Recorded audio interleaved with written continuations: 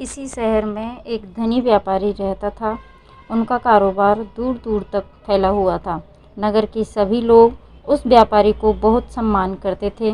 इतना सब कुछ होने के बाद भी व्यापारी बहुत दुखी था, क्योंकि उसके कोई पुत्र नहीं था, जिसके कारण व्यवसाय के उत्तराधिकारी की चिंता उनके मरने के बाद उन्हें हमेशा सताती रहती थी। पुत्र प्राप्ति की कामना से व्यापारी प्रत्येक सोमवार को भगवान शिव का व्रत और पूजन करता था और शाम को शिव मंदिर जाकर शिव के सामने घी का दीपक जलाता था। उसकी भक्ति देखकर माता पार्वती प्रसन्न हुई और भगवान शिव से उस व्यापारी की मनोकामना पूरी करने का अनुरोध किया।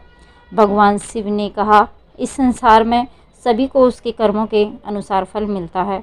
जो जीव जैसा कर्म करता है उसे वैसा ही फल मिलता है। शिव जी के बहुत समझाने पर भी माता पार्वती नहीं मानी और वे बार बार शिव जी से उस व्यापारी की इच्छा पूरी करने की गुहार लगाती रहीं। अंत में माता की विनती देखकर भगवान भोलेनाथ को उस व्यापारी को पुत्र प्राप्ति का वरदान देना पड़ा। वरदान देने के बाद भोलेनाथ ने माता पार्वती से कहा, आपके अनुरोध पर मैंने पुत्र प्राप्ति का वरदान दिया है, लेकिन यह पुत्र 16 वर्ष से अधिक जीवित नहीं रहेगा। उसी रात भगवान शिव ने उस व्यापारी के सपने में दर्शन दिए और उसे पुत्र प्राप्ति का वरदान दिया और उसके पुत्र के 16 वर्ष तक जीवित रहने की बात भी बताई। भगवान के वरदान से व्यापारी खुश था, लेकिन बेटे की अल्पायु की चिंता ने उस खुशी को खत्म कर दिया। व्यापारी पहले की तरह सोमवार को भगवान शिव का व्रत करता रहा। कुछ महीनों के बाद उसके घर एक बहुत ही सुंदर बालक ने जन्म लिया। घर खुशियों से भर गया। पुत्र जन्म की रस्म बड़ी धूमधाम से मनाई गई, लेकिन व्यापारी पुत्र के जन्म से बहुत खुश नहीं था, क्योंकि वह पुत्र की अल्पायु का रहस्य जानता था। जब बेटा 12 साल का हुआ तो व्यापारी ने उसे मामा के पास पढ़ने के लिए वाराणसी भेज दिया। लड़का अपने मामा के साथ शिक्षा ग्रहण करने गया था। मामा भांजे रास्ते में जहाँ भी विश्राम के लिए रुकते वहाँ यज्ञ करते और ब्राह्मणों को भोजन कराते थे। एक लंबी यात्रा के बाद मामा और भतीजा एक नगर में पहुँचे। उस दिन नगर के राजा की पुत्री का विवाह था, जिसके कारण सारे नगर को सजाया गया था।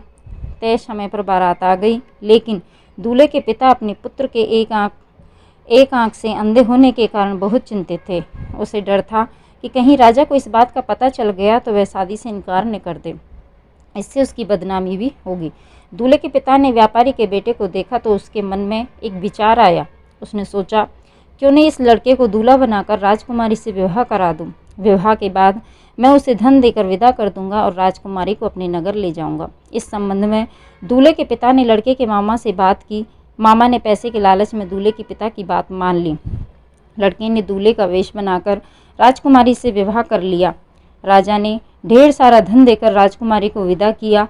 विवाह के बाद जब लड़का राजकुमारी को लेकर वापस आ रहा था तो वह सच छुपा न सका और उसने राजकुमारी के मुख पृष्ठ पर लिख दिया कि राजकुमारी, तुम्हारा विवाह मेरे साथ हुआ था। मैं वाराणसी पढ़ने जा रहा हूँ और अब वह युवक जिसे तुम पत्नी बनना है वह कान्हा है।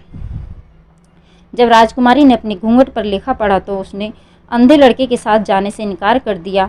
सब कुछ जानकर राजा ने राजकुमारी को महल में ही रखा। उधर लड़का अपने मामा के साथ वाराणसी पहुंचा और गुरुकुल में पढ़ने लगा। जब वे 16 वर्ष के थे तब उन्होंने एक यज्ञ किया। यज्ञ के अंत में ब्राह्मणों को भोजन कराया गया और खूब अन्न वस्त्र दान किया गया। रात में वह अपने बेडरूम में सो गया। शिव के वरदान के अनुसार उनकी नींद में ही उनके जीवन पक्षी उड़ गए। सूर्योदय के समय मामा मृत भांजे को देखकर रोने और पीटने लगे। आसपास के लोग भी जमा हो गए और दुख व्यक्त करने लगे। उधर से गुजरते हुए बालक के मामा का रोना और विलाप करना भगवान शिव और माता पार्वती ने भी सुना। पार्वती ने भगवान से कहा, प्राणनाथ, मैं उनके रोने की आवाज़ सहन नहीं कर सकती। आपको इस व्यक्ति की पीड़ा को दूर करना चाहिए। भगवान शिव जब अदृश्य रूप में पार्वती के समीप गए तो भोलेनाथ ने पार्वती से कहा, यह उस व्यापारी का पुत्र है जिसे मैंने 16 वर्ष की आयु में वरदान दिया था। माता पार्वती ने फिर भगवान शिव से उस बालक को जीवन दान देने की विनती की। माता पार्वती के अनुरोध पर भगवान शिव ने बालक को जीवित होने का वरदान दिया और कुछ ही क्षणों में वह जीवित हो उठा। पढ़ाई पूरी करने के बाद लड़का अपने मामा के साथ अपने शहर की ओर चल पड़ा।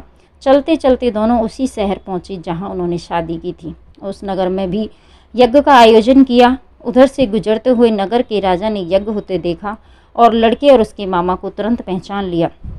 यज्ञ की समाप्ति पर राजा ने मामा और लड़के को महल में ले जाकर कुछ दिन महल में रखा और बहुत सा धन, वस्त्र आदि देकर उन्हें राजकुमारी के साथ विदा किया।